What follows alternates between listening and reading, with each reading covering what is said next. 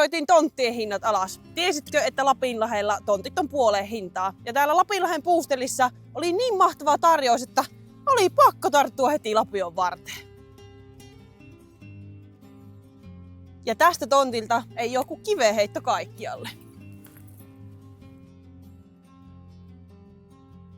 Sehän on se Halosten taiteilijasuku täältä Lapinlahdelta kotosi. Tieltähän löytyy lapsille omaa kulttuuria, taidemuseota ja tieten niin, kansallismaisemaa. Junalla pääsee, Vitostie kulukoo läpi ja kaikki tarvittavat palvelut on ihan lähellä. Tänne on hyvä asettua, ei muuta kuin Lapinlahden tontteja kahtelemaan ja ostohousut jalkaan.